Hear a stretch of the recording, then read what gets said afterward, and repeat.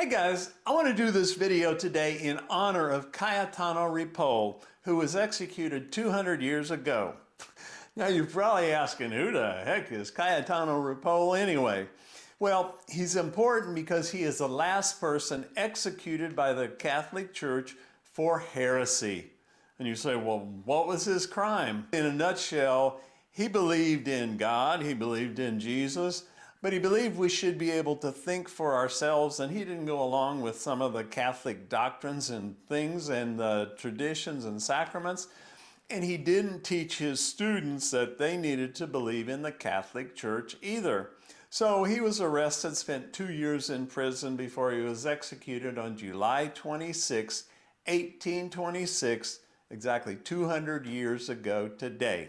The reason this is so important is because I often get comments or emails from listeners who very much disagree with my assertion that Jesus did not come as a Savior to die for our sins, but he came to show us what the human potential is, both individually and collectively, and how we can find the kingdom within ourselves and then collectively manifest it into the world. And we don't need doctrines and we don't need hierarchies to tell us how to find God. So I get a comment, an email from one gentleman, and he said, the gospel of Jesus Christ literally converted the pagan Roman Empire into a Christian empire. He said, if that's not the power of the Holy Spirit working in the world, well, I don't know what is.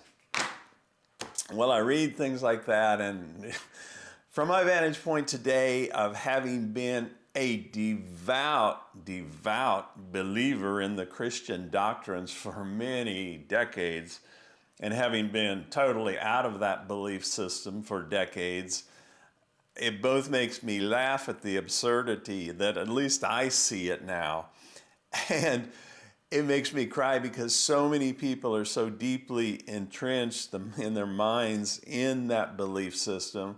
And I know how difficult it is to break free from any belief system that has been, especially in childhood, given to us. So was it actually, as this gentleman said, the power of the Holy Spirit that brought forth the Catholic and Protestant empires in the world today? Or were there other factors that may have played a role that are actually totally the polar opposite of everything Jesus gave his life to bring us? So the first factor that apparently this gentleman thinks that the Holy Spirit used to build the Christian empire, it happened about 300 years after Jesus, when Constantine the Great marched his army against Rome, defeating his brother-in-law Maxentius's army, and to become the most powerful man on earth, the Roman emperor. Now, before the battle, Constantine had rallied his troops by saying, I saw a vision in the sky of a cross, and Jesus appeared to me in a dream and told me that if we paint the sign of the cross on our shields, we'll be undefeatable and we will win. And they did, and they were. And Constantine cut off Maxentius's head and paraded it through the streets of Rome. So I guess Jesus, the Sermon on the Mount, you can throw that out, because now he's the God of war, just like the Old Testament God. The next major factor that the Holy Spirit used in building the Christian empire came in the year 325. Now, when Constantine became emperor, Christianity was an illegal religion. He legalized it, and then in 325, he called a Council of Nicaea, where he invited Catholic bishops from around the empire to be the guest of the empire at his palace. Now, about 318 bishops showed up, and for 3 months, they worked together. Now, some things that came out of the Council of Nicaea. First of all, it was the marriage of church-state. Now the wealth and power of the Roman Empire was backing the Catholic religion. And of course, Constantine began building churches, the Church of the Holy Sepulchre and the old St. Peter's Basilica and others. And the second thing that came out of the council was the Nicene Creed. Now, the population back then was pretty much illiterate. So in order to teach the people what they were to believe, the creed was formed. And creed means I believe. And it starts off talking, everybody recites it together every Sunday in church in unison. I believe in God the Father. Basically, and the creed spells out the doctrine of the Trinity and that Jesus came and died for our sins. And now we pledge our allegiance to the Holy Catholic Apostolic Church. Now, after the Council of Nicaea, you could still be a pagan, you could be a Jew, you could be an atheist if you wanted to. But all that changed 50 years after the council when the Emperor Theodosius signed the Edict of Thessalonica, mandating every citizen of the Roman Empire to convert to Catholic Christianity as spelled out in the Creed, and to take on the name of Catholic Christian. And anyone who didn't, well, you could face punishment from the state. And maybe another reason that the Christian Empire took over is because of what a good job the political and religious architects of the religion did in setting up the religion. It is built 100% upon our believing the beliefs, the doctrines.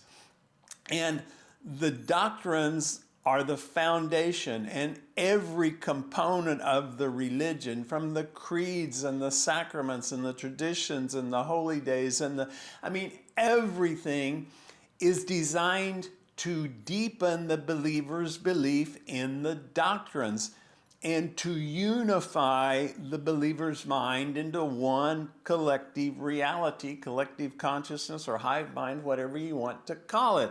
But salvation comes through believing the doctrines and doing the sacraments and everything that the church requires us to do. So we're loosed.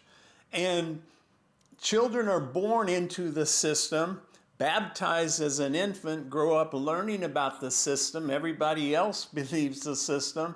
And so they grow up, they will defend the system and pass it on to their children.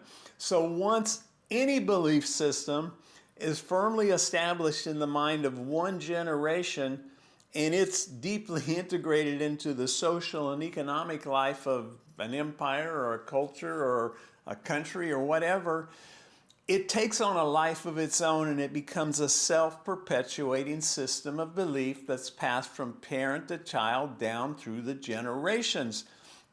And the Catholic Church and the founders, the architects and political, they understood this because the Jesuits had a saying, it's kind of a motto. They said, give me a child until he is 7 and I'll give you the man. Because they knew that if they could take a child and plant in them fear of an angry God and guilt and shame and fear, and the only way out of hell is through believing the doctrines and going through the sacraments and all the rituals and everything else that you need, they had that child for life. Maybe another factor in the Christian empire taking over was the icons that began to come around in the 800s or so of the hell mouth, of this terrifying entrance to hell that all who disobey the church would go to. And of course, the church had absolute power to cast people into hell. And if you're excommunicated from the church, you're going into the hell mouth. It was terrifying.